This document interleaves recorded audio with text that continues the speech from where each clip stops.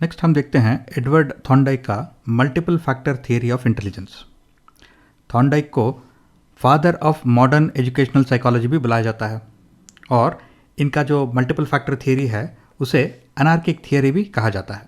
और आपको याद रखना है कि मल्टीपल फैक्टर थियरी जो है वो मल्टीपल इंटेलिजेंस थियरी नहीं है। मल्टीपल इंटेलिजेंस थियरी गार्डनर ने बनाया, जो कि हम आगे पढ़ेंगे। ये मल्टीपल फैक्टर थियरी है जिसमें भी अलग अलग तरह के इंटेलिजेंस के बारे में बात किया गया है। तो आपको ये याद रखना है, मल्टीपल फैक्टर थियरी थॉर्नडाइक का है, मल्टीपल इंटेलिजेंस थियरी जो है वो गार्डनर का है। अब थॉर्नडाइक जो है उन्होंने डिसएग्री किया प्रीवियस थियरी से, जिनमें यह कहा गया कि इंटेलिजेंस में जनरल इंटेलिजेंस भी होता है। इनके अनुसार इंटेलिजेंस में 3 डिफरेंट तरह के होते हैं, एब्स्ट्रैक्ट, कॉन्क्रीट और सोशल इंटेलिजेंस। और कॉन्क्रीट इंटेलिजेंस जो है उसे टेक्निकल इंटेलिजेंस या फिर मैकेनिकल इंटेलिजेंस भी बुलाया जा सकता है। और अगर आपको एक व्यक्ति का इंटेलिजेंस मेजर करना है किसी भी एक फील्ड में या फिर एक टाइप में, तो आपको ये देखना है कि वो किस तरह के और किस लेवल के डिफ़िकल्टी के प्रॉब्लम्स वो सॉल्व कर सकते हैं। और रेंज यानी एक एक लेवल में कितने प्रॉब्लम्स वो व्यक्ति सॉल्व कर सकता है। और जो एरिया यानी the total number of problems जो कि एक एक लेवल में वो सॉल्व करता है, उसका टोटल नंबर क्या है। और स्पीड, जिस स्पीड से वो प्रॉब्लम को सॉल्व कर पाता है, उसे भी आपको फैक्टर इन करना है। तो ये सारे एट्रीब्यूट्स जो है अगर आप कंबाइन करके इसको एक फॉर्मूला लगा के मेजर करोगे तो आप एक व्यक्ति का इंटेलिजेंस जो है वो मेजर कर सकते हो एक एक स्पेसिफिक टाइप में। अब हम देखते हैं कि किस तरह से शायद हम एडवर्ड थॉर्नडाइक का जो मल्टीपल फैक्टर थियरी है और इनका जो सजेशन है कि किस तरह से इंटेलिजेंस को मेजर किया जा सकता है, उसे शायद रियल लाइफ सिनारियो में यूज़ कर सकते हैं। जैसे कि अगर मेरे पास एक गराज है जिसमें लोग अपने गाड़ियों को रिपेयर करने लाते हैं और मेरे गराज में कुछ 15-20 मैकेनिक्स काम कर रहे हैं और मुझे आइडेंटिफाई करना है कि इनमें से कौन से सबसे अच्छे मैकेनिक है।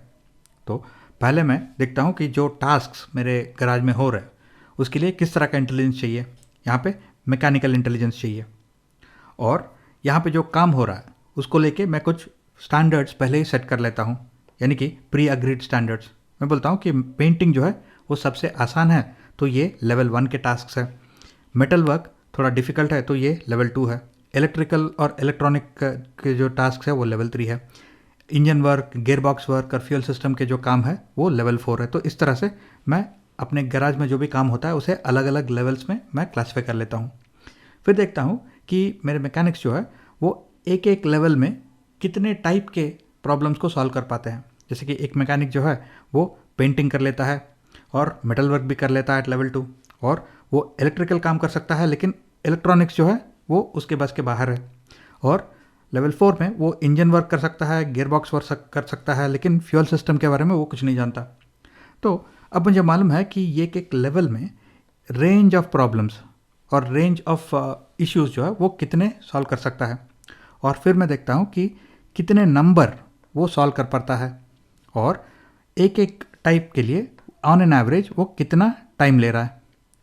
अगर मैं इन तीनों एट्रीब्यूट्स को कैलकुलेट करता हूँ और एडवर्ड थॉर्नडाइक का फॉर्मूला यूज़ करता हूँ तो इस व्यक्ति का जो है वो मैकेनिकल इंटेलिजेंस मैं एक नंबर में कन्वर्ट करके मेजर कर सकता हूँ। और अगर यही एक्सरसाइज मैं अपने गैराज में काम करने वाले सारे मैकेनिक्स के साथ करता हूँ तो मैं रैंक कर पाता हूँ कि कौन सबसे बेस्ट है, उसके बाद कौन है और कौन लास्ट में आता है।